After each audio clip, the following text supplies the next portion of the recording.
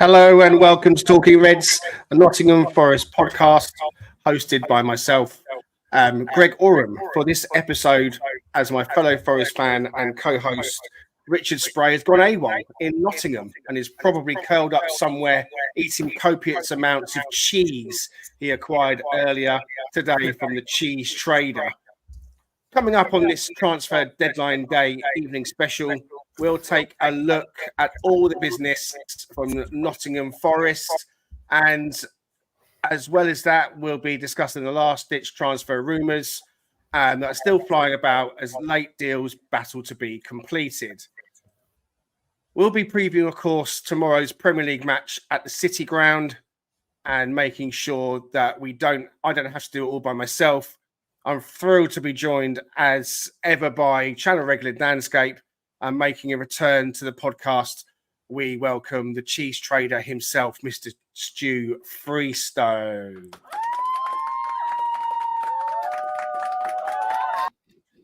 Excellent. Okay. I've muted your mic, Stu, because I think I was getting a little bit of feedback coming through when I was just doing a bit of an intro then. So you might be coming through a little bit loud on your speakers. I think it might have been that. So I'll unmute you again, and I'll talk to you a little bit. Just check that out. Yeah, is that any better for you? That feels a bit better. Yeah, there we go. Okay, perfect. Right. Okay. So there's lots going on across the whole podcast world for all clubs, I'm sure. And so we've been checking out Forest Focus and FFTV and all the others, and everyone's having their say. So we're going to have our say as well. So let's review the window so far. We've got a lot to get through. The transfer dealings that we know so far. We've had Elliot Anderson come in from Newcastle for 35 million. Eric Da Silva Moreira has come in from St. Pauli for 1.3. Carlos Miguel, the goalkeeper from Corinthians, for 3.4. Nikola Milenkovic, centre-back from Fiorentina, for 12. And then, of course, the wingers Ramon Sosa and Jota Silva have both arrived. Alex Moreno, the left-back on loan from Aston Villa.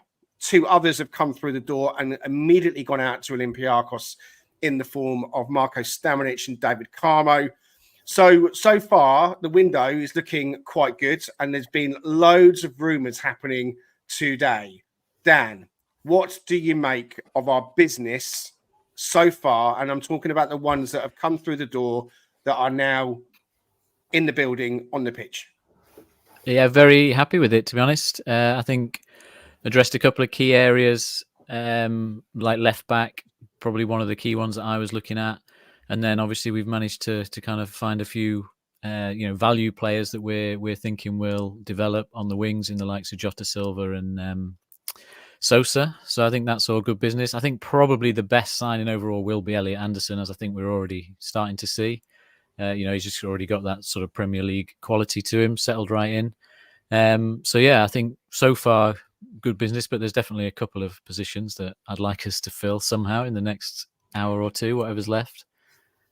What have you made of it, Stu? There's been a variation of players coming in. How have you seen the window so far for Forest in terms of the players that are actually at the club now?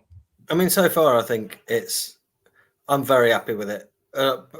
Compared to past windows that we've had where it's just been the last two, especially in the Prem, where it's been a little bit pedal to the metal, let's bring in as many people as possible. I think we've been really astute with who we've brought in. Also for lower money and youngsters as well. And like Dan said, people who are likely to progress. Like I think Moreira is going to be one to watch for us. I think he's really come out of his shell already, which is great to see. He's a youngster. What is he, 19? I think he really played the part the other day and could potentially be pushing up for a wing slot rather than a fullback. I think it's been fairly astute. I think Miguel was a quality signing as well, to be honest. I'm quite happy with. I think if it came to preference between him and Sells, and I know it's a little bit of talk between the fans about this, but I think I will probably, after his performance the other day, I'd probably select Miguel for the weekend fixture personally. But I think overall, I think the business has been good.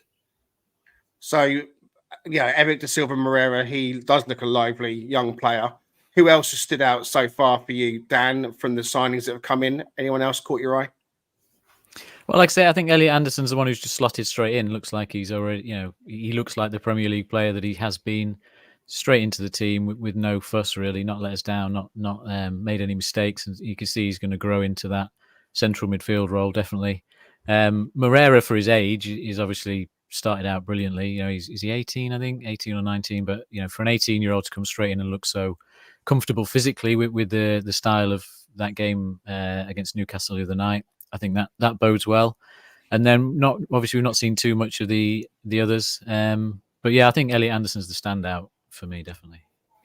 Just want to put a shout out to anyone joining us for the first time in the chat. Yeah, I did appear last night on FFTV on the Forest Forum panel, which was really enjoyable. I really enjoyed being part of that.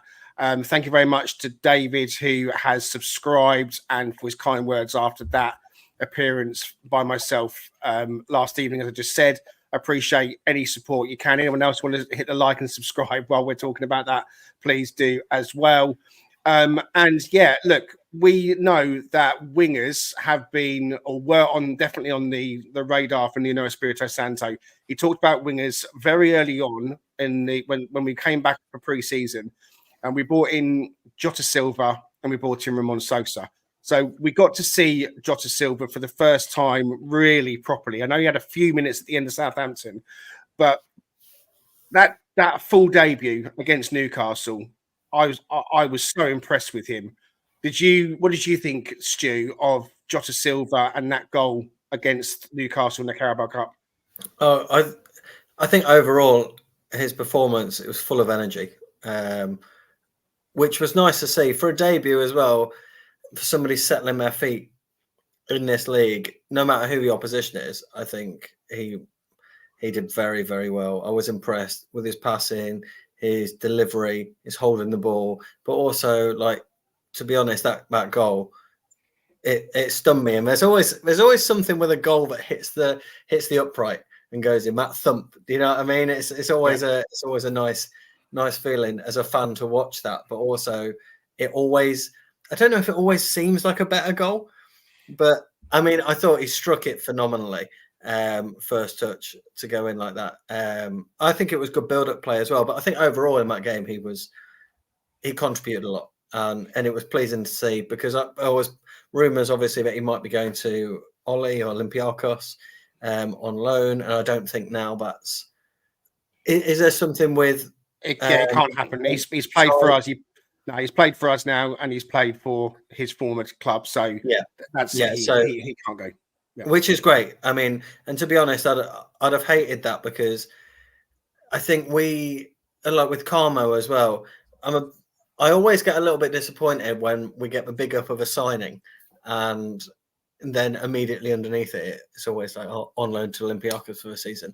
Not that that's not good for their own benefit and to build them up as a player, but I want to see this player in Garibaldi, and I want to see what they can do. And I think Jota has been given that chance, and I thought he was very good at the weekend. And even if all the talk goes the way it is currently on Twitter for the rest of the window, I'd be quite happy with Jota sitting on that right side. Yeah, I agree. I was talking on FFTV last night about him starting as well against Wolves, and as Jay said in the comments, it's very possible that we could be using Jota in that central position, false nine, or even as a striker. He's played there before. So if we don't bring in the striker option, Dan, that we've been trying to, we could use Jota in that position. And we talked about some of the individuals, but in general, how much better is our squad depth now, and how important is that going to be for us this season? Well, first thing, if we don't get a striker in, I'm going to campaign for Willy Bolly to take up the role as striker. He can step in as soon as he's not going to get in the defence with Milenkovic. So that's my vote for the striker solution. Love to see it. Doing a Greg Halford. Yeah. Especially with Ward-Prowse on set pieces. I think overall, in terms of numbers, obviously, it can't be that much different than it was. And I think if you look back through all the signings, you can kind of put it as a like-for-like signing. So, Tavares was on loan. Now we've got Moreno on loan at left back. that kind of matches up. In central defence, we've obviously lost Niakate and Worrell.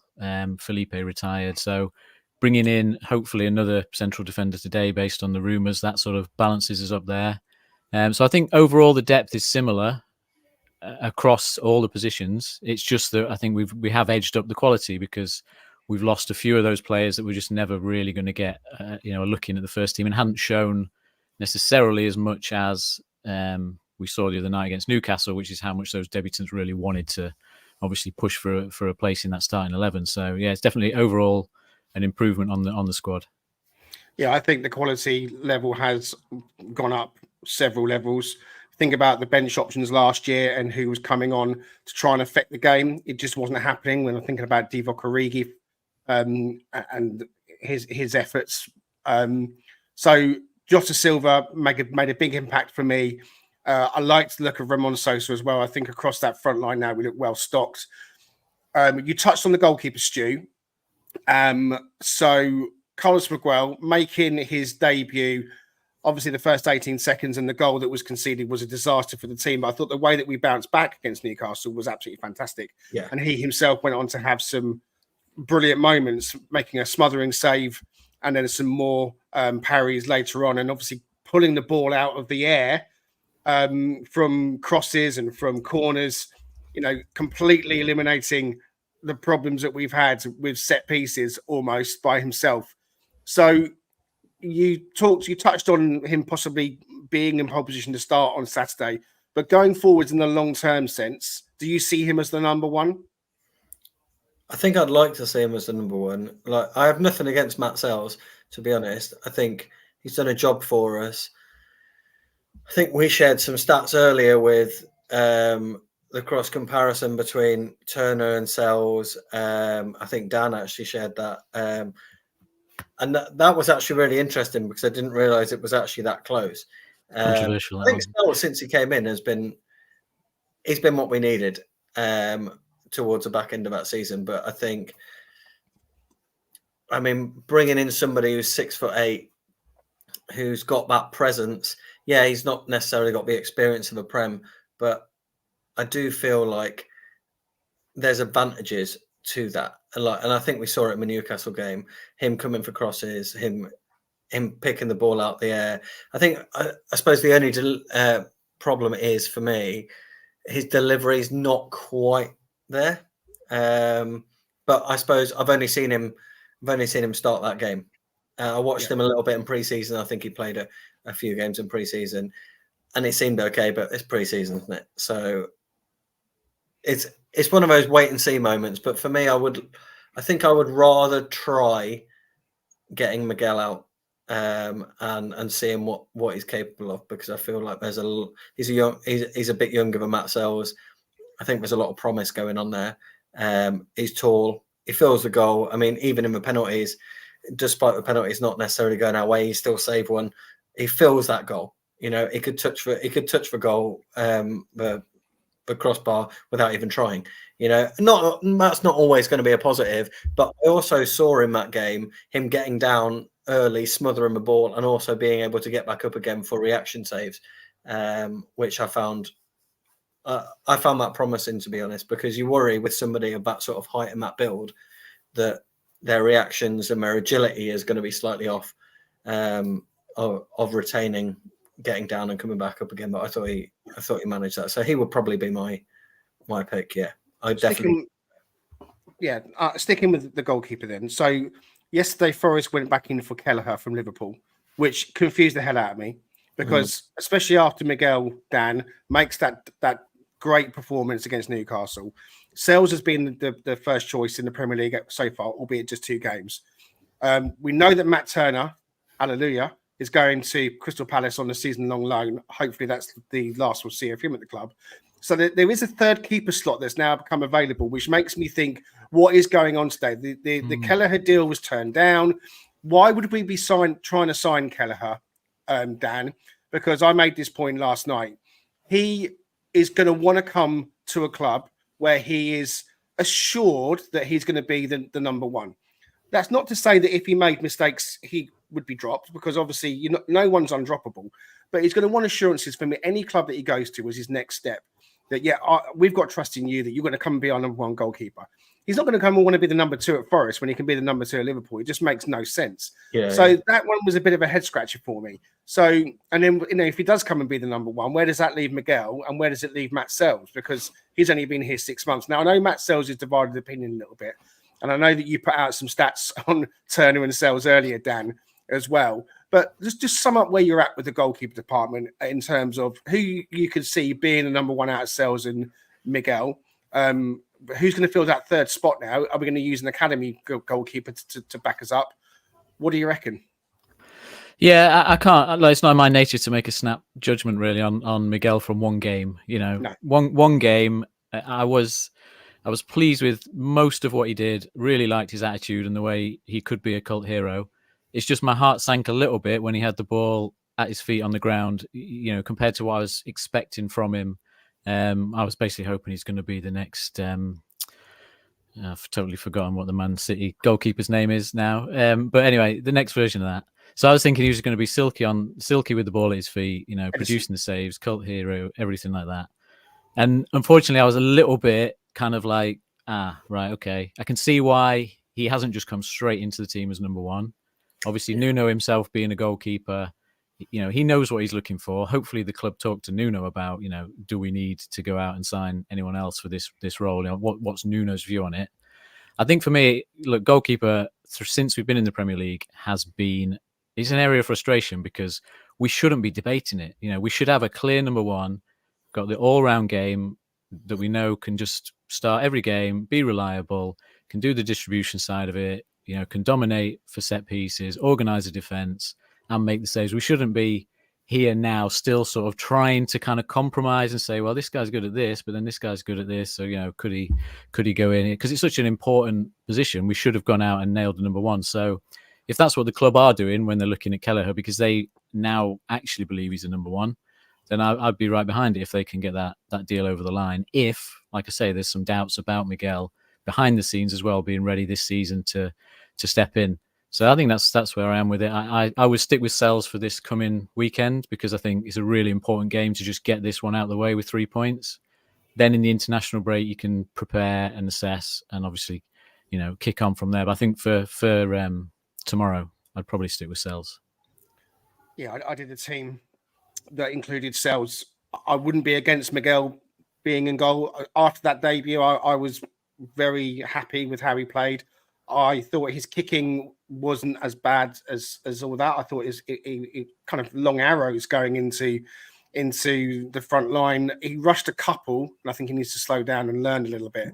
But if it stays with being Sells and Miguel with another coming in as a 3rd, then I'm completely comfortable with that.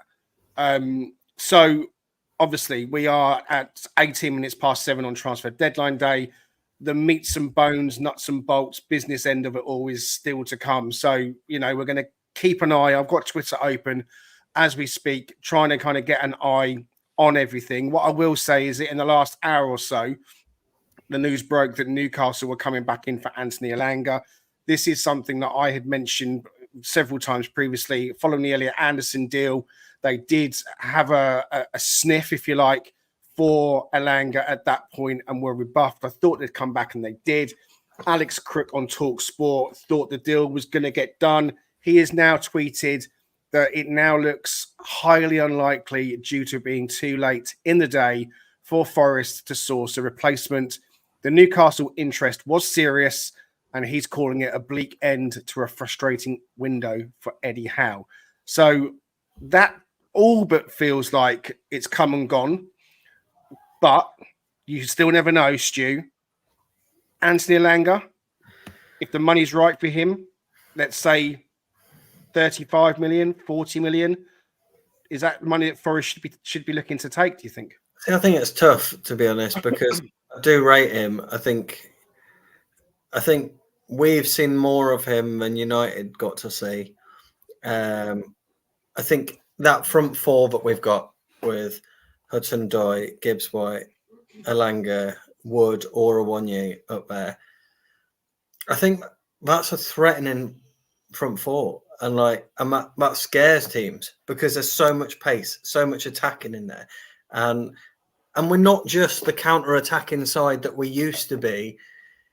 In the back end of 2010, we are like a counter-attacking side who can really, really damage you, and we're playing attacking football now. Under Cooper, who I absolutely adored, obviously, the football was a lot more defensive. We were playing more counter-attacking, but still defensive football. Whereas now with Nuno, there's a lot more going forward. It feels like there's a lot more sort of gist to be like, this is what we're pushing to do. And I think with those three as well, and they've got a great relationship between them. Like, you only have to watch the training videos and see how tight they all are to see that not only are they great on the field together, but they're all mates. And that is a huge thing, I think. I think to lose Elanga today would be disappointing. The money, I mean, what did we pay? 15 million for him, I think. I think I mentioned to you you guys in a chat earlier, 50 million and we can talk. But like, in reality, I feel like I'd still be hesitant because at this point in the window, I don't know who we're gonna be able to pull in. I think we've been linked with, is it Ernest, the Lille player? Yeah, Nuama. But he's going to Everton apparently, and that's.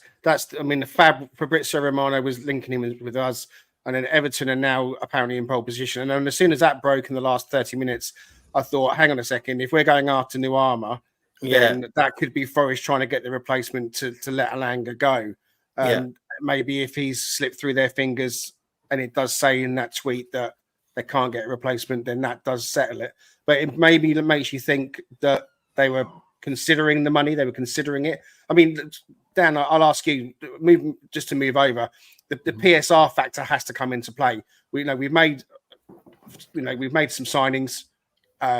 We've got to think about the money coming in as well, haven't we? Yeah, we have. The disappointing thing would be with Elanga is we've only had him for one season, so we'd just be constantly changing if this is the pattern. It's like you get a player for one season, they perform, and then we sell them, and then we try again with another one. And eventually, obviously, you could pick a dud, and you end up struggling because you haven't managed to replace the outgoing player. So we definitely have to consider PSR. We cannot afford to have another points deduction hit us next season, this season, whenever it would kick in based on this window. But I think what we've seen is that we've got £30 million somewhere to spend on a striker, obviously prorated over their contract. So we've got some leeway with it. And it seems like we are being smart in that we haven't chased those strikers and just kept upping and up in the bid and upping up in the wages. We've said, this is our limit. This is what we're prepared to spend. And if we can't get someone for that, we'll move on to the next one. So it seems like we're trying to stay within the rules. Well, that would be nice. I think my personal opinion on Elanga is that I like him. I don't want to sell him. I actually posed this question when I was on FFTV last night and said, if Newcastle were to come back in for Elanga and the money was right, is it something that we should be looking at? So 24 hours later or less than, they did, and obviously the money isn't quite where it needs to be, perhaps. I mean, I think they're talking about 30 million, 35 million, perhaps. But it could be one to look out for in January when there's more time to get a replacement in as well. One question on Elanga that I say, just the difference between Elanga under Cooper and Elanga under Nuno. I don't know what your guys' thoughts are on that, but it feels like Elanga was made for a Cooper setup, like Stu was saying, where we're more defensive and then you just got that one player who's got the pace to break in behind. Whereas since Nuno came in, there was times when Nuno picked Origi over him and Reina over him. So it's whether or not Nuno's actually not, as convinced as we are, perhaps, because he didn't see that. Yeah, that's a very good point. And there were times when Nuno was picking those players over Elanga that was when my faith in Nuno was at an all-time low, if I'm honest with you. He has been getting picked, but he's under pressure now. Jota Silva and Ramon Sosa, these are players that have come in to challenge and to take their places. Hudson-Odoi as well. And that's what we want. We want players coming in that aren't just going to kind of be happy to be the backup, They want that starting spot, and then if that kicks them up their backside, then fair enough. I mean, Alanga's WT analysis put out a really good set of stats for Anthony Elanga against Southampton, which I don't have to hand. I apologise, but you know, if you can find that on Twitter, go to WT analysis and look at Anthony Elanga's touch map. Look at his whole activity through the game. He was a live wire. He made those runs. His end product needs work. He needs to think about crossing sometimes rather than shooting. But, you know, he's a player I wouldn't want us to lose. And if we are saying no and we're keeping hold of these players, then, you know, that's got to be a good thing for us. Ultimately putting Forest first. So Elanga stays, it looks like. Well. Sorry to interrupt, Greg. I think with Elanga, what you were saying about Southampton, I think he was, like you say, his touch maps shows everything. I think his final product definitely needs work. But it reminds me of Brennan. There was a point where, obviously, he's almost what we replaced Brennan with, you know, for that position. And there was a point, I can't remember the game it was, where Brennan kept on shooting and he was pulling down the wing and drawing it into the box and then shooting when he's got to play a square, you know. And I think Chelsea home, I think. Yeah, that's right. Yeah.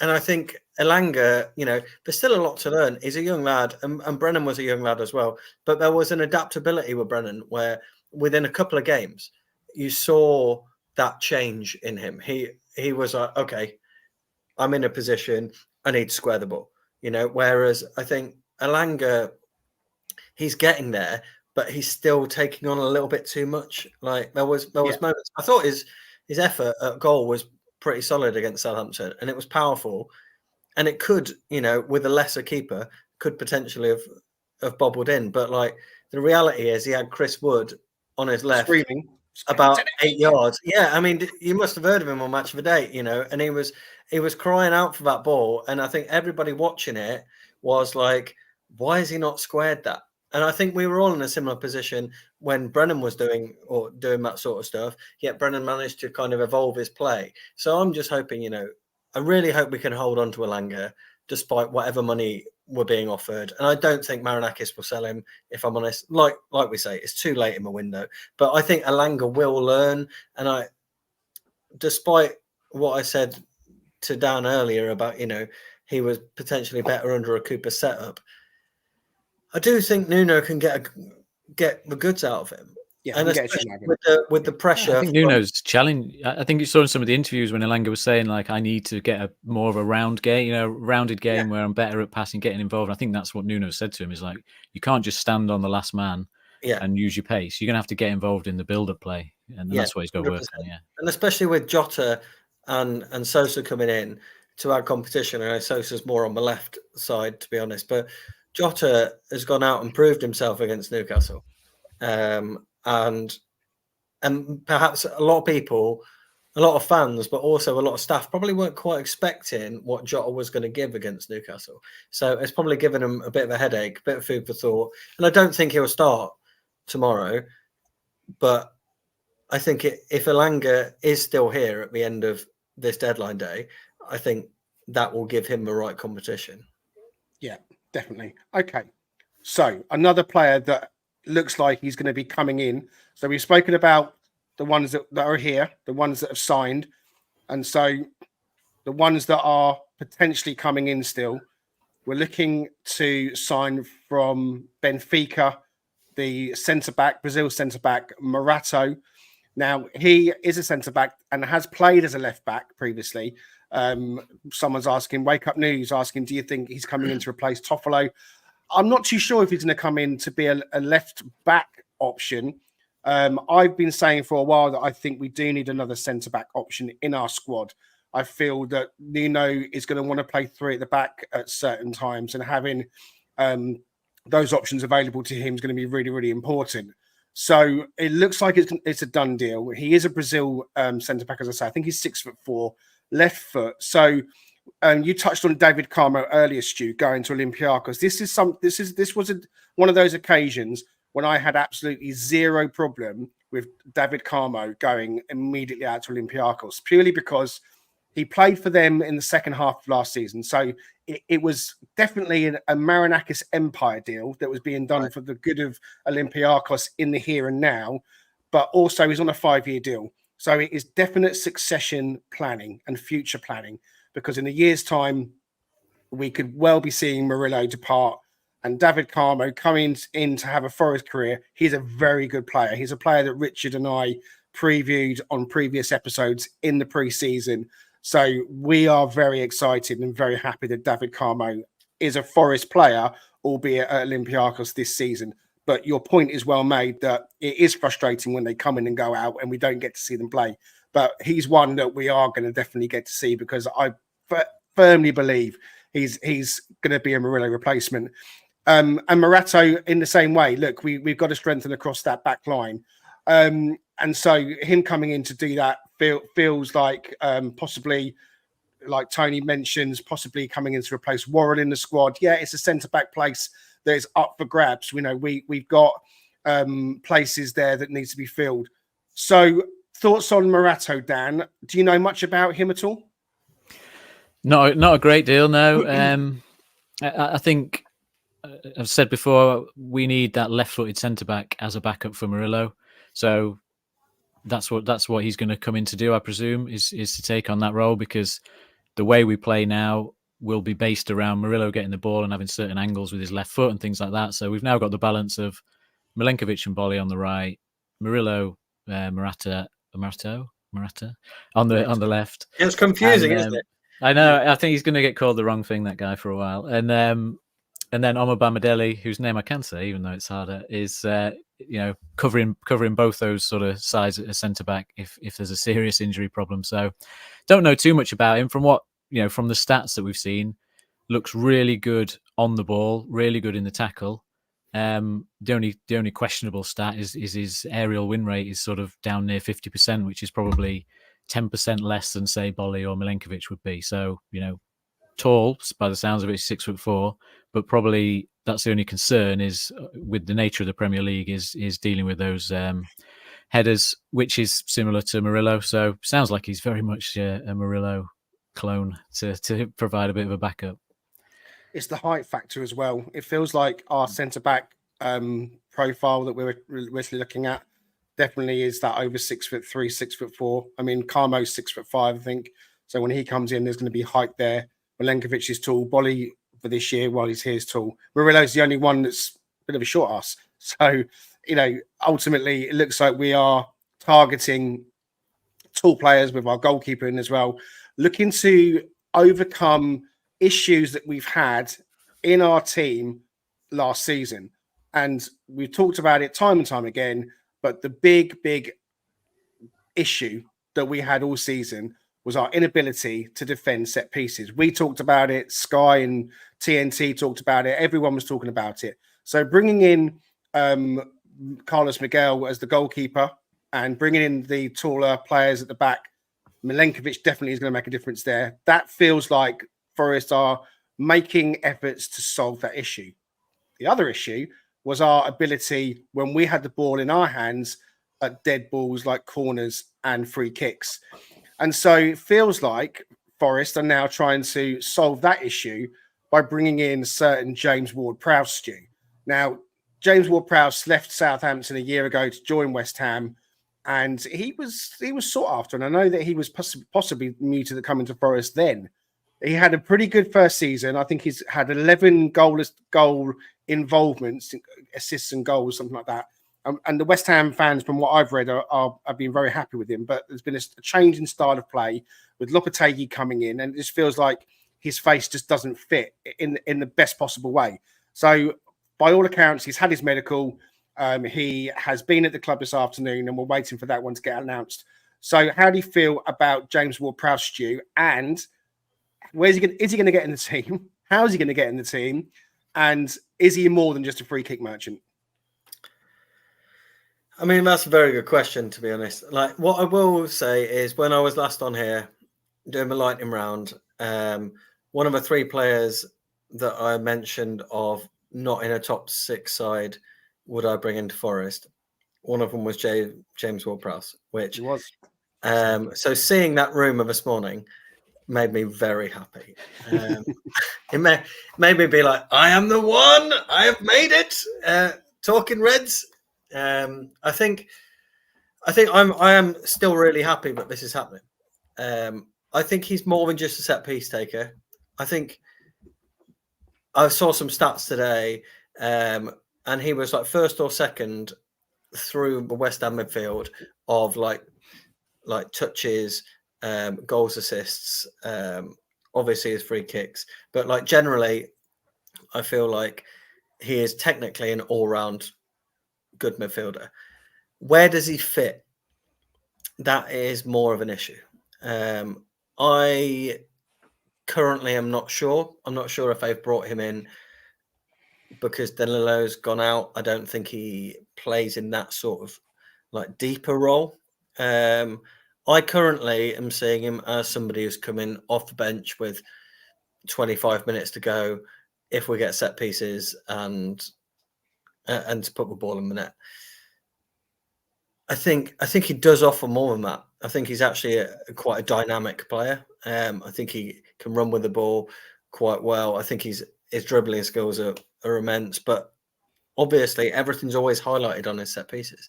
And we've definitely needed that. I think Gibbs White, obviously, when he was taking set pieces, we got worked out very quickly. Gibbs White was doing the sort of same routine. And that's not to say that Gibbs White isn't good at them, but I just feel like we were being figured out too easily last season from our attacking set pieces, but also from our defending, which you've also mentioned by bringing in the tall defenders. And I think we've kind of combated those sort of set pieces that how we were doing it last year with areas at different ends of a pitch. I think James Ward-Prowse can do the business. One thing that does excite me, which potentially shouldn't excite me as much, but it does, is that he's 2 goals off of being the Premier League highest set piece taker ever. And for him to be in the Garibaldi and putting two free kicks, that's all I'm asking of him this season. I'm asking a bit more. But if he can put 2 free kicks past in our shirt and that be a record, that's amazing. Obviously, I want more from him. And I think he will be dynamic within the midfield. I think he knows how to work in midfield as well. There's leadership qualities in there. He's played at big teams. West Ham, even when he was at West Ham, he's played along some like big leaders in there, like Souček. And like as much as I dislike Souček as a player just because he always scores against Forest, he is an absolute leader. And I do think that he'll have learnt a trick or two off of him. Even when he was at Southampton, you know, he was running. I think he was captain, wasn't he, for a while? But he was running that team. You know, so he was captain. So I do think that he's got a lot to give us. When it comes to where we put him, I'm not overly sure where he is in the plans, other than maybe the last 25 minutes. I don't know where I would start him or who I would start him instead of, because I'm quite happy with Sangare pushing forward at the moment. His progression seems good. Obviously with Danilo out, but I like Dominguez as well. And I know he's your he's a bit of your toy boy, isn't he, Greg? He's my man crush. Yeah, I do love Dominguez, and I think he's got a big part to play. Yeah, he has. I mean, I'll move over to Dan. You know, where do maybe you can answer the question, Dan? Where does James Ward-Prowse fit into to Forest at the moment? Then, so when I first saw the link, I agree with Stu. I was like, well, super sub kind of player. Come on, stick a corner onto Milenkovic's head. You know, get us a point when we're losing, or get us a win from a 0-0 game. But I think it'll be horses for courses. You know, I think there's certain games where we play at home where we'll dominate possession more, and we perhaps don't need to worry so much about the defensive role of, you know, both the central midfielders. And it might be there that you can actually see that he plays from the start, gets on the ball a bit more. You can benefit from his passing ability, obviously the set pieces and free kicks. So I don't think it's necessarily that there's just a starting 11, especially in that midfield. I think Nuno will pick it depending on the opposition, what we expect in the game. And I don't think he's come here to sit on the bench, you know, otherwise he could have done that at West Ham, presumably. Yeah. So he might start on the bench for a while, but I think he'll probably either prove himself, and we'll see where he's going to fit in just because he steps it up. I think everyone's going to have a chance, aren't they? I mean, there's going to be minutes. There's going to be moments. There's going to be opposition that suits certain players. There's going to be oppositions that suit certain formations, which is what I think, we employed the back three at home against City last season, and I think Chelsea as well, and Arsenal, and it seemed to suit us. It seemed to just, we were better against those teams in that formation, and there'll be injuries along the way. There'll be suspensions. There'll be something. So it's, in my opinion, really good that we're not just bringing in any old squad player. We're bringing in people that seriously want to and can start. So the depth is possibly the best it's been in a long time. Obviously, obviously, for most of that long time, we were in the Championship. So clearly, it's going to be better. But the window as a whole so far feels like it's been measured, it's been thought through. There's been some very good decisions taking place. Just before I come to the big question, I just want to touch on the outgoings. Joe Worrell, big, amazing servant to the club. He's left to go to Burnley, as we all know. We wish him well. We've talked about that previously. Turner to Palace, as I touched on earlier. That looks like it's a done deal. And yes, we will give another shout out for Palace coming in and taking Turner off our hands, even if it's just for a season. David, I think I'm just as happy as you are about that one. Omar Richards, we know, has gone on loan to Rio Ave. Lewis O'Brien, he's on loan at LAFC. Josh Bowler has been confirmed as going on loan to Preston North End. He's out of contract at the end of this season. So, he's not going to be a Forest player beyond that. We won't see him make an appearance. So those kind of signings, such as in season one, when we first came up, where we were signing players like Josh Bowler, like Hwang Wee-Joy, etc., who've never made an appearance. It feels like Forest aren't making those kind of signings anymore. They're making signings that are going to be in our squad, that are going to play in our games. I mean, again, caveat, I know we've loaned out a couple to Olympiacos, but I absolutely, certainly with David Carmo, I know that he's going to have a Forest career because he is a good player. So lots going out as well, maybe a couple more by the end of the day. But the big question, and it's been asked in the comments, are we going to sign a striker? What's going on? Any striker links? The Eddie Nketiah situation, Dan, the Santiago Jimenez debacle, the Omar Marmoush situation today. It's gone from one to the one. What's going to happen? Are we going to sign a striker, Danscape? Are we going to have someone to come in and back up Chris Wood and Tyrone? And if we don't, are we screwed? Big questions. Big questions. Season-defining questions. I think when we went into the window, I was thinking we'd end up with a third position striker who's going to push the other two. I didn't think we'd necessarily go out and try and sign a 30-40 million pound starting striker. So I was surprised when we were doing that, and that was clearly the plan. And obviously, no one's going to complain if you go out and get a top striker that's going to improve your team. So I think that was different to what I was expecting. I was kind of keen on Nketiah, less keen on Jimenez. One of the lads linked today, I was quite keen on. I'm not sure with the latest link on the winger that he has played centre forward in the past. I think originally when he was in Copenhagen. So we're not Copenhagen, but in the Danish league, he played centre forward. So whether he's is in the mix or not, I don't know. But as it stands right now, I actually don't know who would we sign in terms of who's on that list that's a striker that's left for us. So the only one that keeps popping in my head is that we go for some last-minute loan move for Brozier from Chelsea, just because he's sort of there and he's in the country and he's probably ready for the Premier League, apart from whatever injury he's picked up that sort of changed his move to Ipswich. So well, apparently that deal's back on again. Okay, well, what the Ipswich Brozier deal? Yeah, it broke down last week, but I saw something today where they're talking. Gone back in. Yeah, they're talking again about restructuring it because of his. Well, I agree with you. His injuries. I mean, for me, going for Brozier would feel like a little bit of a panic situation, and I don't think that. Well, it would be backup, but I think it'd be panic backup, and I kind of almost, I would be happy. I'm going to jump in with Chris Wood and Taiwo Awoniyi being backed up by Jota Silva. I know I think Jota is fast, coming up to a level with Dominguez. I think I've got room for 2 of them in my heart because I think he's brilliant. Because he was such a live wire the other night, and he is good in the air. He can finish. He could be a real player for us. So, what do you think, Stu? I mean, we've got Taiwo Awoniyi and Chris Wood, who, if they were fully fit and we weren't worried about injuries, I think that we wouldn't be that worried. But it's because of the injury record, certainly of Taiwo, that's making everyone kind of sit up and say, look, if that happens again, then we really are, in trouble. What do you think about strikers? I think, to be honest, at this point in the window, even going into today, after Nketiah deal and Jimenez broke down, the last thing I think we need is a panic buy striker to back up. I would much rather us carry on with Wood and Awoniyi, look to January, see what's going. Because, I don't want to discredit either of our guys. I think on his day, Awoniyi, when he's fit, is phenomenal. And actually, when he's fully fit, I think he takes a number 1 spot.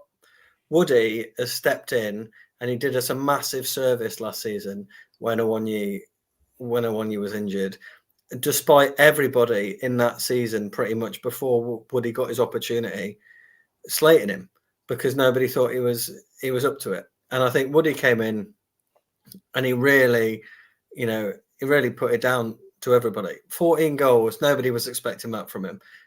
Not just a poacher, but I mean, the goals he scored against Newcastle weren't just poacher's goals. They weren't just the classic goals he scored with Burnley either. Not just cross straight on the head. He was taking on players. He scored a couple of chips. There's quality in Wood, and I really value that. And I think actually looking at their fitness this season and watching the training videos, I think Woody looks fitter than ever, even though he's 31. Is he 31, 32? I think he looks ripped. And obviously he can't define a striker like that, but I think he looks in better shape than he ever has done at Burnley. He doesn't have a bad injury record either. We sort of talk about him in the same light as the Awoniyi, but it was only that first period with us where he got a dead leg or whatever that he was out. Yeah, he featured in 31 games last season for us. So exactly, yeah. He can do it. Yeah. And I think with Awoniyi as well, I think there's massive quality in there, but he's got a recurring groin injury where he's had surgery twice on the same injury, and I think that could be slightly problematic in the long term. I'm not writing him off, and I still think if he can get back to full fitness again, then I think he can be a fantastic player. But for me, ironically, from last season, I would have always started Awoniyi, whereas this season, I definitely start Wood because I just think there's just a bit more there currently. And that's not to say that Awoniyi hasn't got it. I just feel like there's not the full fitness there. If Awoniyi, I was surprised to see Awoniyi play 70 minutes. Oh no, he played the full game actually against Newcastle. No, he played the full game with Newcastle, and he was blowing, wasn't he? Yeah, I did think he maybe should have come off. He always did that, even when he played regularly. He didn't tend to go past 70 minutes. He was going to come off, and then Anderson looked like he had to come off instead, so they made the switch. But no, I agree with you, Stu. I think Wood is the number 1 striker at the moment, based purely on goals last season and Taiwo's fitness as well. So I want to just kind of dip into the comments just quickly. Yeah, Jeff is asking, hey up fellas, any chance of a striker? We hope so, but if not, then like we've been saying, possibly we've got the depth in the squad. Want to say hello to Wolfie. How you doing? Thanks for having me on last night again. It was a real pleasure to join you. Thanks for joining us in the chat. Yes, we've talked about Jota being well capable, Sean, of playing as the striker as well. Maybe we got to think as well outside as well, Greg, with Jota. Yeah, okay. So I'm not overly familiar with his history as well, but is he, because he's obviously right-footed anyway, so he can play across the whole. He can play across the whole front. He can play left, right, play across the whole front. Yeah, he can play across the whole front. Yeah, he has played up top on his own. That's why we're talking about him, because he has played up top. He has played through the middle, be it as a false nine or as an out-and-out striker. He's played in that role. So, and we tried it last year with Alanga, and that didn't seem to work because he was always getting offside. Whereas with Jota, it feels like he's a little bit more honed into that role. So that's why I think the confidence in him is there. We've got still in the club, we've got Emmanuel Dennis and we've got Hwang. Now, I'm not suggesting we turn to either of these players, but if when it comes to naming the 25-man squad, my calculations were we had 3 spaces available with Danilo not being included. So if we're going to include James Ward-Prowse and Morato and we don't bring a striker in, then that means there's a gap there. So you could include Hwang because he is a striker. I mean, ultimately, if we're looking for someone to be the fullback guy, the backup, he's a South Korea international, for heaven's sake. You know, I could think of worse. But if we don't dip into who we've got there, then there's the likes of Martial and Memphis Depay, possibly, who are free agents coming in on a free. I mean, I feel personally that would be the wrong thing, Dan. We've been in the free market previously when we got on Andre Ayew. I kind of feel like we've moved past that now. What do you think? Yeah, I don't think they're good moves for us. They're going to disrupt what we talked about earlier with the team spirit and the nature of the squad. You know, average age is like 24, 25. You don't want to be bringing someone in at that age at the end of their career that's not, that's on the massive wages and is going to stand out from the group a little bit. I don't think they'd be a good fit.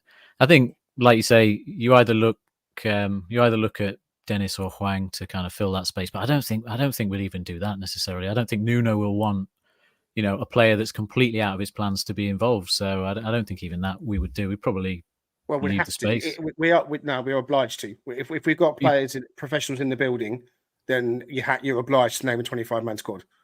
So yeah, but you don't have to name those professionals. You could name a youth team player. No, because they're not. No, because they're not old enough. So that's what we did. If you think back, I think it was this time last year we did the same thing in the January window. I think it was. We ended up naming players because we'd got rid of quite a few players when Nuno came in, and we had 2 or 3 spaces available. And we named Dennis, or we named someone in it. It's like, why is he being named? And it was because you have to name 25 if you've got them in the building. So we'll keep an eye on that. Obviously, that is. Well, I think we're too short at the minute, aren't we? I think we're 1 short with Morato and with Ward-Prowse. I think that leaves us 1 short. Right. Okay. Right. So look, here's where we're at now. We're nearly at an hour. We've chatted about the signings that we've made. We've chatted about the ones that are potentially still to come through the door. So just to summarise, we're waiting for James Ward-Prowse to be announced. We're waiting for Morato to be announced. And we're at 7:53. So we are 3 and a bit hours away from the window closing. It feels like it's too late now for Forest to really realistically get a striker in. So let's see what happens in the final throes of it. I want to move us on because I do want to talk about tomorrow's game. I know that we probably should have done a Wolves preview completely separate, but we'll move away from transfers for the moment. We were going to dip into some data, Dan, as well, but I'm going to have to move along because I think we are getting a little bit out of time. But before we do that, I wanted just to quickly break. You can break from our voices. This is our sponsor, the Cheese Train.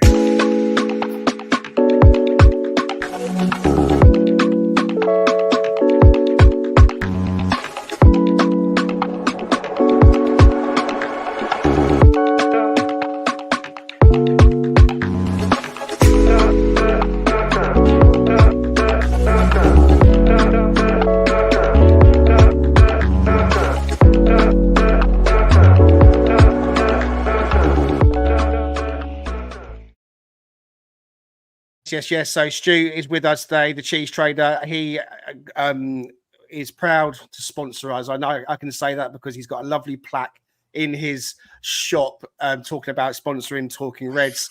So look, if you like things cheesy like I do, and I am a cheesy guy, let's face it, with all my bells and whistles and all my sound effects.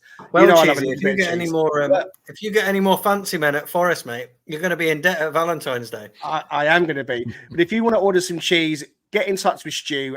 He's based in York. You can walk in over the counter, quote Talking Reds, get 10% off in person, via email, on the phone. Stu caters for weddings, bar mitzvahs, all your functions, anything special, that kind of stuff. So, Stu, thanks ever so much for supporting the podcast. And once again, thanks for being with us tonight. All right. Okay. Let's focus on Wolves tomorrow. How do we see this one going, chaps? We are unbeaten, and that includes the League Cup game. We didn't lose the game. We lost the penalty shootout. We didn't lose the game. That's important to me to remember. Team lineup. Danscape, any surprises for you in the team lineup? What do you think? I haven't asked you guys to put together a team and show something, because I know we were talking about so much. But, who do you think will be unchanged? Can you see a start for Silva? Can you see anyone else making a way into the first team? Elliot Anderson has started 3 games in a week. Do you think he'll start? How do you see this one panning out from kickoff? I think Anderson and Yates is the only potential switch from the Southampton game. I think the reason those other players were rested is so that they're ready for this Wolves game. So I don't think he's going to change those. And some of the players that had great games against Newcastle, played the full 90 minutes. So I don't think they're going to go straight in. I think they can definitely have a role from the bench though coming on. So I think it's just whether Anderson or Yates plays in that midfield pairing is probably the question, based on Anderson, having, like say, played a lot of minutes, and we just don't know about the issue Yates had, whether that's a serious one or whether it's just a one night stomach issue that we all have. Anybody from the game against Newcastle, Stu, that might not necessarily get a start, but certainly feature? I'm thinking, again, I mentioned Jota Silva, but Ramon Sosa as well. What do you think about the lineup for tomorrow against Wolves? I agree with Dan, to be honest. I don't think there'll be much change bar Anderson, to be honest. I'd like to see Anderson start again, providing that he didn't take too much of a knock the other day. I think Yates's thing on Wednesday was there was a stomach issue, was there? Like it was illness or something. So I watched the training video today, and he seemed back in fine form and fine spirits. So I feel like there's potential that will happen. But if I'm honest, I think he'll start Anderson, and I think that'll be preferential to me. Yates is a ledge, and I love the guy, but he's a player that you want to come on and holster the troops. He's a battler, and he's the person you need coming on and holding the fort. And I think he can do that from the bench, 100%. And what he does in the changing room, I think will help everyone. So I see Anderson starting. If I see anybody from Wednesday not starting but coming on, definitely think Sosa and Jota will feature. I'll be surprised if they don't. It might be late on, and obviously it depends what goes on with this Elanga deal tonight. But fingers crossed, we're holding on to him, so I would want him to start. I think we might see changes at the back. I think Alex Moreno is here to play, and so I wouldn't be surprised if Moreno starts at left back, and that then asks the question: what happens in the right back slot? Does Nico Williams keep his place, or does Ola Aina switch over? For me, I would switch Ola Aina into the right back position. I like Nico Williams. He is a very good player. Nico off the bench, I feel, always makes an impact though. So if Ola Aina is not starting at right back, then 65, 70 minutes, if we need to, if we want to, if we feel it's the right thing to bring Nico on. His involvement from the bench has always been, certainly last season, extremely good. So I can definitely see a start for Alex Moreno. The fact he played on Wednesday might be the factor that means he doesn't start tonight. But like I said, I think he's here to start. Thinking about Moreno, Dan, whether he starts or not, what kind of impact do you think he can make for us? Certainly getting involved with Callum Hudson-Odoi down the left. Yeah, massive. I think I was looking at some of the numbers for Nuno Tavares when he played, and we just scored more goals when he played. I know he only played 8 games, but that was kind of like it contributed an extra few goals within the games that he played. Just having that left back that's just going to do what a left back should do, bomb up and down the line, not cut inside, not kind of slow up play, and give the opposition right back something to really worry about. So Moreno looked like he was going to do exactly that based on what he did against Newcastle. Like really tricky player, really good with the ball at his feet that's going to be able to kind of keep us in possession, but also, like I say, worry the right back. So Moreno is definitely going to be the first choice left back. It's just, I think, from the other night, he just looked like he was spent at sort of 75, 80 minutes. I couldn't see him starting such a, what for me is a very important game for us. We just need to get the 3 points, however we get it in this one, so that we can kind of take the pressure off when we come back after the international break for the other players that, like Moreno, that will come into the team going forward and probably be first choice going forward. But I'm expecting a lot from him. I think it will really unlock us getting, rather than just winning a game 1-0, getting those 2-0 wins a little bit more comfortable, 3-1, which we haven't really ever done consistently in the Prem.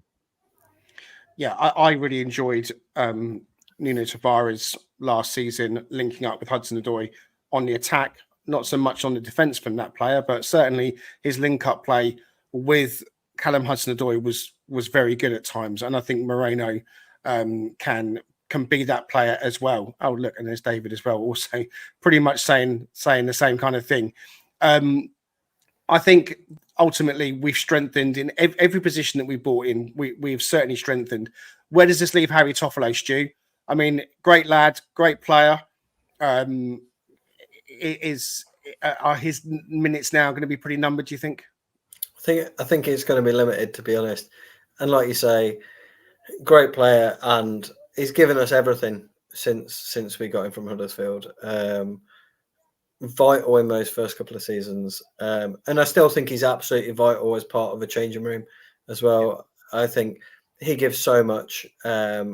He's enthusiastic, but also his character is just immeasurable.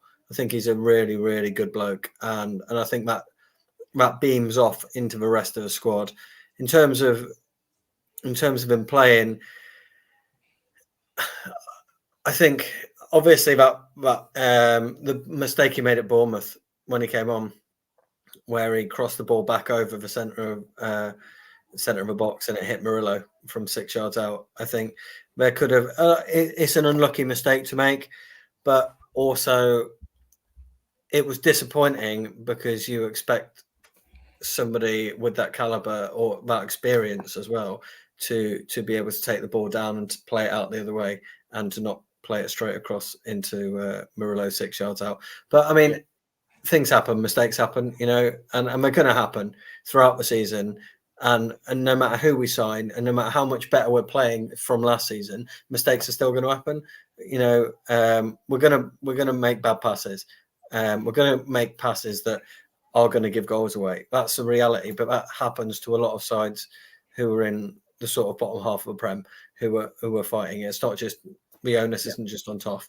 I rate him. I think he's a great player, but I do think his minutes are going to be slightly numbered now because Moreno looks the real deal and everything I kind of wanted him to be when we wanted to sign him 2 years ago. So, yeah, it was exciting to see him, to be honest. And I rate Aina as well. And I think you're right, Greg. I think Aina will move over to the right side. And I also think, Nico coming off the bench as an impact player, he's got a lot to give because he's got pace and he's dynamic as well. And I think that often shocks a lot of players for somebody coming on in that position because he can play a wing back as well. So even if he's playing a right back in a back four, he does get up the pitch. And people who have been playing us in a certain formation aren't necessarily going to expect that. So I think that's probably the move. So thinking back to the game, Morgan Gibbs-White getting called up for the England squad yesterday. Absolutely fantastic news for him. Well deserved. Clearly, he's a Lee Carsley favourite, but ultimately, I think it's well deserved. He is a great player. I think he's fantastic. Playing against Wolves, I was at the game 2-2 last season, end of the season, when he scored that goal and he wound up their fans. So he's going to be looking forward to doing something similar tomorrow, Dan. So that England call up, is that going to affect him in a positive manner? Is he going to be even more driven and riled up to put in a performance against the Wolves lot who let's face it, have given him nothing but sticks since he's left. I mean, there's a bit of bad blood there. So Morgan Gibbs-White tomorrow, how is he going to play? Just sum up for us how you see the game going, Dan, and give us a score prediction. Also, get your score predictions in the chat as well, and we'll add some of them to the screen when we can. So Gibbs White, how's he going to play? How's the game going to go? And your score prediction, Dan. I think what Morgan needs to do is look at the Twitter post from Forest when we signed him, like I did today, because someone reshared it, and see all the comments from the Wolves fans there telling us what a bad bit of business it was. That'll be the motivation he needs to have a good game tomorrow. Probably be the match winner, and do his usual fingers in the ear celebration in front of the fans, which was a bit particular highlight last season when he did that right in front of them. So yeah, I think he's going to be well up for it. In terms of the rest of the team, I think Wolves are actually a bit of a bogey team for us. We always talk about Bournemouth, but Wolves are up there in terms of sort of how long it's taken for us to get good results against them. Feels like a draw. Like we haven't beaten them at home since 2013. I know we won the cup game on penalties when we played them, but it's been a long time. So they're a little bit of a bogey team, but they're on the weekend. Lost 6-2 against Chelsea. Does that? Yeah, they're on a downward slope. They started last season well, and they just sort of gradually dipped. Not drastically that they were in the relegation battle last season, but they didn't end the season particularly well. They've kind of gradually dipped as we've gradually improved since Nuno's come in. So it's a game where it's there for us to go and take it to them and get the win. I think, given they've lost a couple of key players as well this season. So I think we win it. I think they probably have a little bit more possession than us. They always seem to whenever we play them. Like one stat I noticed from the last game is that Chris Wood didn't manage to register like a single shot in that game, even though he played 90 minutes, but he didn't manage to get a single shot in there.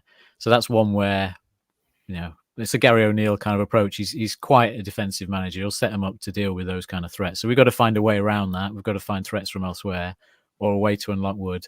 But Chris Wood hasn't been on the losing side against Wolves in the Premier League for like the last 10 games that he's played against them. So when he was in Newcastle and stuff like that, so maybe he's a good luck charm. He's got 4 wins, 6 draws. So that's overall positive, that one. And I think we should win it. We should win it at least 2-1, but I'm hoping it's 3-1. Oh, 3-1. That's bold. I'm hoping it's fantastic. Yeah. They've signed Sam Johnston from Palace, hence the need for Palace to sign a goalkeeper, and they've decided not to sign a goalkeeper. They've signed Matt Turner. Not quite sure why they decided that, but there you go. And they're on the cusp of signing the Brazil player Andre, who Nathan Joyce has been cooing about on X as being the signing of the season if he goes through. So you're hoping for a 2-1, hopefully 3-1, Dan. Over to you, Stu. How do you see it panning out tomorrow? And give us your score prediction. I think it's going to be tighter than that, and I'd love to be as optimistic as Dan. But sadly I'm not, because usually I stream them from inside the shop, and as soon as they turn around we've conceded a goal. So I'm going to say, the ever optimist in me is saying 1-0 Forest. I think it's going to be a lot tighter, potentially a draw, but like my heart is saying we'll go and beat him. But you just never know against a side like Wolves. But we're at home, so we've got the advantage. We've got all those beautiful home fans behind us. Greg's going to be there. Richard's going to be there. Dan, are you there? Yeah, I'll be there. Yeah, you'll be there. See, I'm the only one who's not going to be there. So you've got a shop to run. You've got a shop to run. Maybe that's where the 3-1 comes from. Well, I'm going to say 3-1. I said it last night on FFTV. I'll say it again. A brace from Chris Wood and a Morgan Gibbs White goal as well for a 3-1 win. I'm optimistic. We've got to get a win. Like you say, Richard's here. He's in Nottingham at the moment. We were hoping he might be able to come on and join us, but he's spending much needed quality time with family. He's going back, I think, Sunday after the game. He's got to fly back. So he's in West Bridgford. He's been to the ground today and he's taken some pictures. And, it's a real big moment for Richard. And I'm so thrilled for him. And we'll be meeting up with him tomorrow. So we'll be in the Trent Navigation from about 11:30, 12 o'clock before the match. Danscape's coming in. Rafiq is joining us as well. We're going to hopefully hook up with some other familiar faces as well. So if you're in and around and you see us, please do come over and say hello. It would be great to chat to as many of you as possible. I want to quickly then nip back onto the transfers to close things off. We've talked in depth about the incomings and who's in through the door already. Wolfie in the chat was making a point. I find just he was asking about the 8 homegrown players that we need for the 25-man squad, and do we have them? And actually, I think we do. I think we're fine. I'm counting Williams, Aina. I'm counting Toffolo. I'm counting Omabama Daly, Yates, Morgan Gibbs-White, Anderson, Hudson-Odoi, and Alanga. So that gives us 9.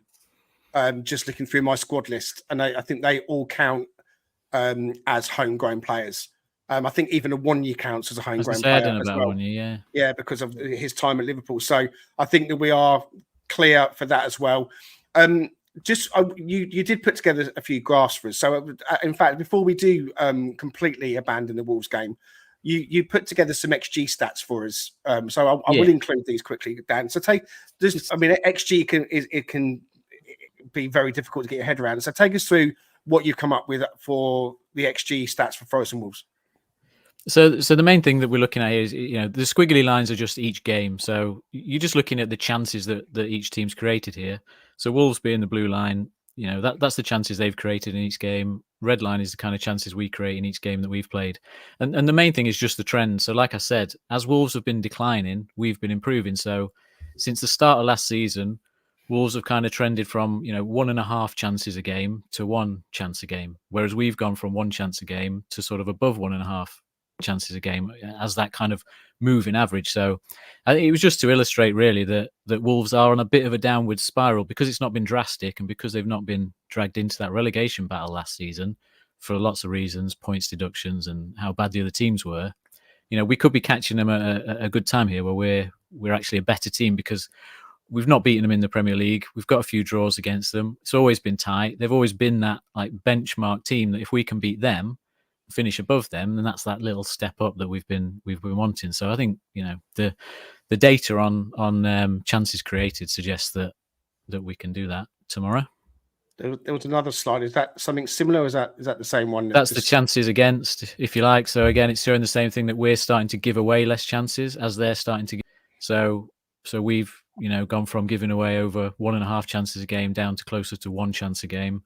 They've gone from 1.5 to more like 2 chances a game. And obviously, as you saw, when they played Chelsea, they conceded 6. They didn't necessarily have an XG of 6, but they're giving away more chances than they did at the start of last season, and we're giving away less chances. So again, it bodes well for us that we're improving and they're getting slightly worse.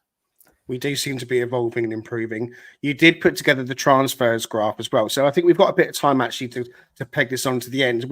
You were looking at Forest's transfer activity up until the start of this window. So we're talking about our Premier League activity since we obviously came up. So you put a survey out, didn't you? Yeah, I didn't want to just make these calls and just say, this player was a hit transfer. This guy was, a dud transfer. I thought, well, I can do that. And I can obviously we can be accurate with most of them because there's a lot of consensus. But I thought, well, we'll put the survey out and get some definitive answers on what our transfer business has been like. Because a lot of the time, people say, well, every transfer is a gamble. It's kind of 50-50. Will it pay off? So it's like, well, let's actually put some numbers to it. So this is just summing up the total number of players which we've signed up to the start of this window, which was 45 since we've been in the Premier League. And of the 45, 20 of those have been considered hits, 21 have been considered a miss, and 4 are kind of in that maybe we're not, we weren't sure or we aren't sure on them. So it is about 50-50, really. If you look at if you assume that the maybes kind of turn into hits, then you're at about a 50% success rate in terms of the number of players we've signed that fans consider as, being a good signing that presumably you'd sign them again if you had the chance. So that's all that one's showing. The next one is doing it by actual transfer fee we paid though, which paints a much better picture for us because these numbers are just taken from transfer markets. So they're not scientific. They're just what's out there as like a useful source. But you can see here that the hit percentage goes from like 40% to 60% when you consider what we've spent. So the more we spend on a player, the more chance they have of being like a good signing for us and having more impact. And when you include the maybes as well, you're getting up to the best part, 75% of our spend has actually been quite good. It's that last 25% where we've tried to perhaps buy, lower cost players, free transfers, loans, they've been the misses as we're just trying to build up squad numbers. So it's still a lot of money. There's still potentially £75 million of transfer costs there that have gone out the door on players that haven't had much impact at all at the club. But overall, it's not a bad picture. If you can get 75% hit rate on every pound we spend, then we're doing all right, I think. Yeah. Okay. And there was one more as well. That's amazing, that graph. The last one it's brought a lot of joy to me, that graph. Yeah, it's not as bad as you think, you see, because we get slagged off for our transfer business, 100% a lot of the time, but often from Chelsea fans on Twitter, and you're like, yeah, that's rich coming from you lot. Do you know what I mean? This last one is just looking at it by position. So this is where it gets a little bit, like there's some areas of the team where we haven't been as successful. So centre back, we've been very successful in getting like 5 of the 6 centre backs we've signed have done either been hit or the jury's out. I think that's Bamadelli that's got the jury out on him, so that's good. Centre midfield is actually very mixed. We've got we've had like I think it's 3 hits, 3 maybes and 4 that have been considered as misses. So centre midfield's a little bit of a mixed picture. Fullback's pretty good. Majority of fullback signings have been okay. Goalkeeper, based on what we've said today, you'd think that we had a nightmare with goalkeepers, but actually that's a 50-50 split, like 3 good goalkeeper signings, 3 bad goalkeeper signings. Attacking midfield and strikers where, there's too many misses probably for us.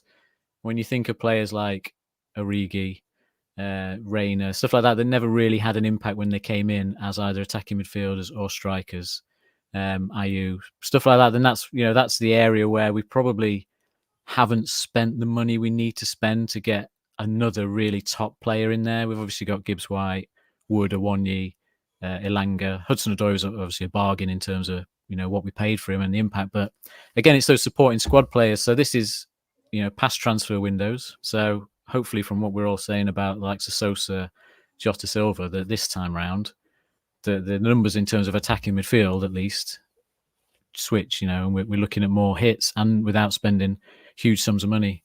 So yeah, that was just to give a picture of it based on that kind of position of players as well. I've got loads more I could do, but well, there'll be plenty of opportunity for those down the line. People in the chat are talking about the squad number, the 25-man squad, and who has to be counted and who doesn't. So, as far as we can tell, the only players that are currently featuring through the first team that don't get counted are Eric Da Silva Moreira and Zach Abbott. They're the ones that would be considered as under 21 players or so. Everyone else has to be included. So your Elangas, your Callums, your Murillos, they're now old enough where they have to be considered as one of the 25. Okay? So if you are born 2003, January 2003 or after, that means you're young enough to be excluded. Anyone born before January 2003, then you would be too old. So therefore you take a squad place. I hope that makes sense. So that's why I've got a squad graph here. And that's why we think that as it stands, with Danilo being left out due to the injury, it frees up 3 spaces. So your James Ward-Prowse, your Morato, and one other. And if, for example, we don't bring one other in, then maybe Danilo gets named and he keeps a squad place. Who knows? We'll have to see. Okay. That brings us to the end. There's going to be lots more activity going on tonight. I encourage you guys to go and catch Matt and the guys at Forest Focus. I encourage you to go and see Wolfie on FFTV and any of the other podcasts, all putting out fantastic content.